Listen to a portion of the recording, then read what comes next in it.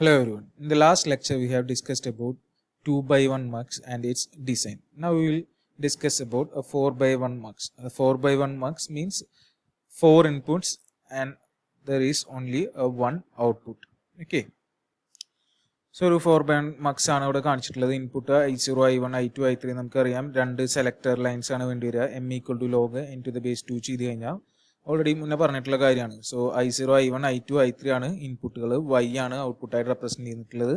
Selector lines രണ്ടെണ്ണമാണ്. ഏതൊക്കെയാ? S1ഉം S0യുമാണ് selector ആയിട്ട് എടുത്തിട്ടുള്ളത്. സോ ആ സെലക്ടറിന്റെ കോമ്പിനേഷൻ അനുസരിച്ച് കറസ്പോണ്ടിങ് ആയിട്ട് നമ്മളുടെ ഔട്ട്പുട്ട് വരും. ഇതെല്ലാം മുന്നേ നമ്മൾ ഓൾറെഡി ഡിസ്കസ് ചെയ്തിട്ടുള്ള കാര്യങ്ങൾ തന്നെയാണ്. സോ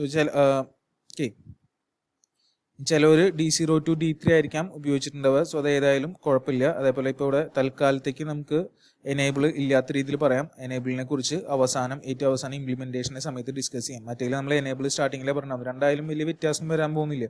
സോ ഞാനിപ്പോൾ S1ഉം S0യും സെലക്ട് മാത്രമേ കാണിച്ചിട്ടുള്ളൂ, എനേബിൾ കാണിച്ചിട്ടില്ല. കോമ്പിനേഷൻ 2 0 2 1 0 1 0 1 വെച്ചിട്ട് നമുക്ക് എഴുതാം. സോ 4 കോമ്പിനേഷനാണ് അറിയുന്നതാണ്.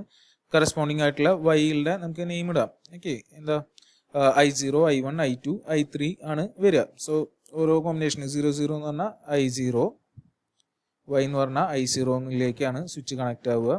സോ 0 0ക്ക് I0, 0 0 എന്ന് പറഞ്ഞാൽ I0. അതേപോലെ 0 1 എന്ന് പറഞ്ഞു കഴിഞ്ഞാൽ I1 കണക്ട് ആവും. അടുത്തതിന് 1 0ക്ക് I2, 1 1ന് I3 കണക്ട് ആവും. സോ ജസ്റ്റ് ഏത് ചാനൽ സെലക്ട് ആവുന്നുള്ള സെലക്ടർ കോമ്പിനേഷൻ അതിവിടെ ഞാൻ കാണിക്കുന്നത് മാത്രം I0, I1, I2, I3.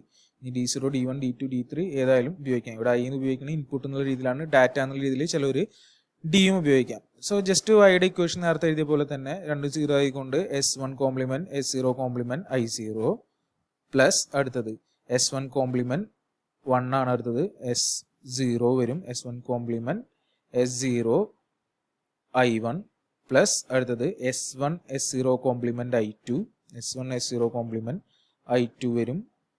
അതേപോലെ S1 S0 I3. അതാണ് അതിൻ്റെ ഇക്വേഷൻ വരിക. സോ എന്ത് വരും? 4 ആൻഡ് ഗേറ്റും വേണം. എല്ലാം കൂടി എടുത്തിട്ട് എന്തിലേക്ക് കൊടുത്താൽ മതി? ഓർ ഗേറ്റിലേക്ക്. സോ അതാണ് അവിടെ കാണിച്ചിരിക്കുന്നത്. സോ നമുക്ക് വെർട്ടിക്കലായിട്ട് തന്നെ വേണമെങ്കിൽ ഇൻപുട്ടുകളും കാണിക്കാം. ഞാൻ ബുക്കിൽ അങ്ങനെയാണ് കാണിച്ചിട്ടുണ്ടാവും. ഇവിടെ ഞാൻ I0, I1, I2, I3 എന്ന് വേറെ താഴ്ന്നെടുത്ത് കാണിച്ചിരിക്കുന്നത്. അതെങ്ങനെയായാലും കുഴപ്പമില്ല, അത് സെപ്പറേറ്റ് ഇൻപുട്ട്. S2 S1 ആണ്, S0 ആണ്. S1 S0 ആണ് നമ്മളുടെ അവിടുത്തെ സെലക്ടറുകൾ. സോ ആ സെലക്ടറുകൾ അവിടെ കാണിച്ചിരിക്കുന്നു. ഓരോ 4 ഗേറ്റുകൾ ആൻഡ് ഗേറ്റ്. ആ ഇക്വേഷൻ പ്രകാരം 4 ആൻഡ് ഗേറ്റ്, 3 ഇൻപുട്ടാണ് ഉണ്ടാവുക. 2 സെലക്ടറും ഒരെണ്ണം എന്ന് പറയുന്നത് നമ്മുടെ ആക്ച്വൽ ഇൻപുട്ട് ലൈൻസിലത്തെ ഒരെണ്ണം. സോ അതിന് കറസ്പോണ്ടിങ് ആയിട്ട് എല്ലാം കൂടിയിട്ട് ഓർ ഗേറ്റിലേക്ക് കൊടുത്തിരിക്കുന്നു. I1, I2, I3 ആണ് നമ്മുടെ ഇൻപുട്ട്. എല്ലാം കൂടി ഓറിലേക്ക് കൊടുത്താൽ അവിടെ നമുക്ക് Y കിട്ടും.